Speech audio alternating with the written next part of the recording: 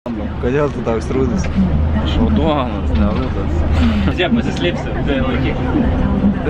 Laukas. Tik akis ir... Nesišypsosiu dabar. Nematau. Ai, va, matau.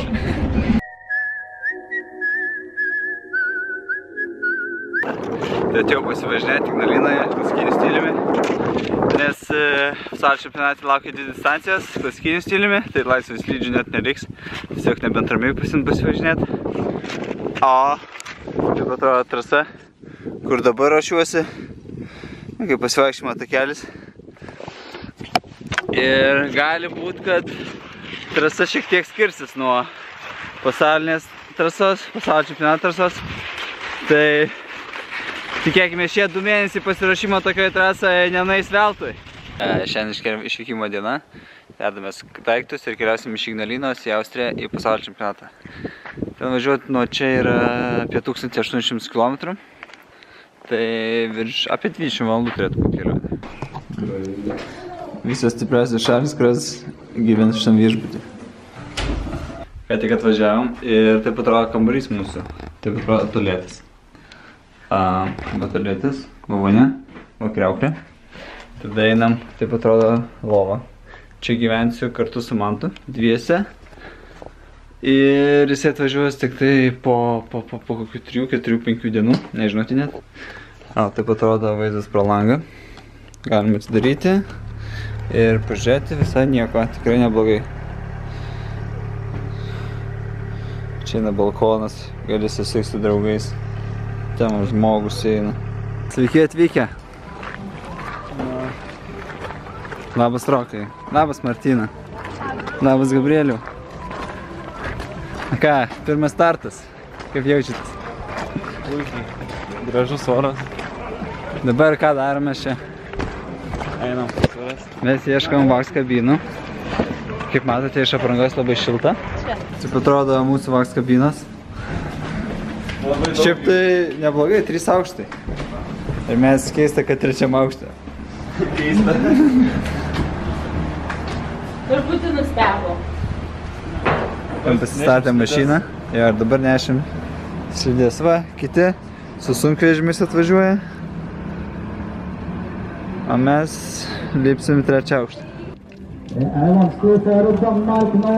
Joakim Melarosto nummer 11 och Römer ligger akkurat. Dieser Mann, 20 Sekunden. Weniger, 15 gleich. Brahun Ukraine oder Batmonka Mongolei. Das ist jetzt die letzte Entscheidung, die es hier geht. Ist der Mann links, aber hat wenig Zeit jetzt. Has a little time, but it's probably David's out and he's not qualified. He loses it by less than 2. But it doesn't look like they are attracted to the top 10. So just now we can take the top 10. I think those are the qualifiers, Didi. Also, jawohl, Thibaut Demanne strieb die Schlagzeilen dieses Kilometer Qualifikationsrennen daher. Atėjo varžybų diena, šiandien startuosim su Mantu komandinėme sprinte. Dabar rytas. Ir laukiu Manto. Ir kada važiuosim. Tai va, šiandien daug tikslų, daug medalių galim paimti. Labai daug tikimės. Labai daug tikimės šiandien parodys. Mantas dar sėdi kambarį, kaip matau. Šviesa dar dega.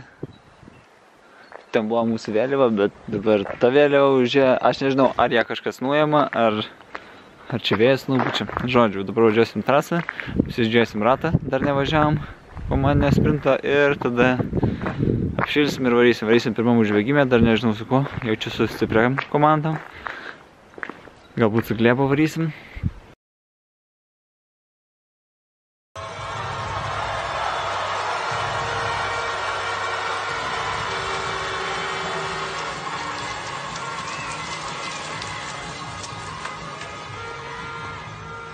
Gleich sind sie gleich auf. Oh, Niskanen ist dran. Was Dorf? Nein, es gibt sich beide fallen. Ja, Pellegrino ist vorne.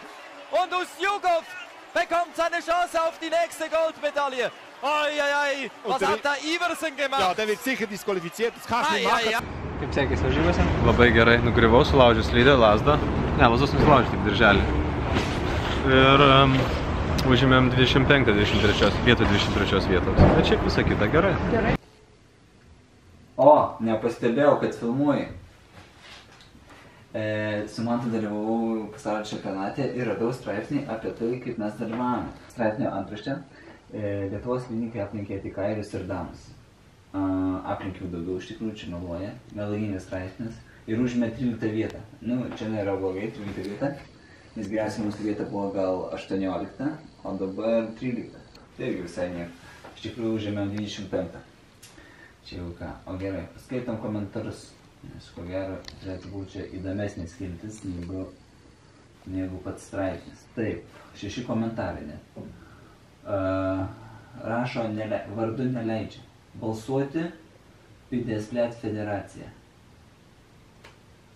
Like that. Labai supratau, ką čia reiškia. Tai gal pensininkė Kazytė būtų geriau už savo apžalą sudalyvavus.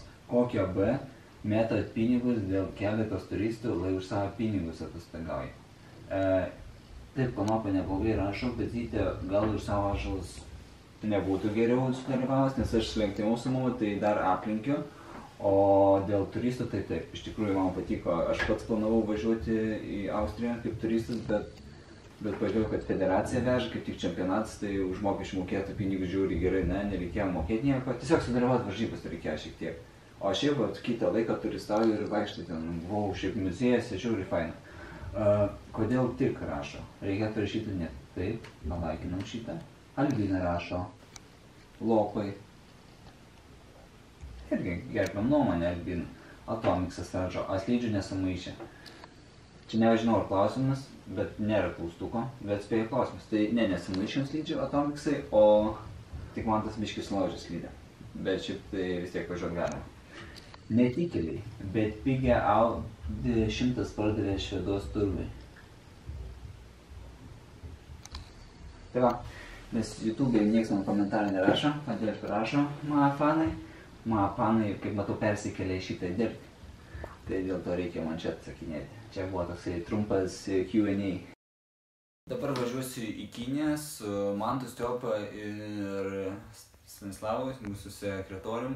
Tai tenais irgi važiuojam švaistyti šitų pinigų mokesčių mokėtojų, nes aš važiuoju Mantas, tai jau 2 trolės, čia Strolių mafija visą važiuosim ir turistausim. Šiaip yra varžybų, bet važiuojam į Pekiną, tai turėtų ten, vis tiek, turėtume pažiūrėti miestą ir kartais sudalyvauti varžybose per laisvą laiką. Tai turėtų būti daug įdomių vaizdų. Likite ir prenumeruokite ir susitiksime kitam vlogė. Čiau.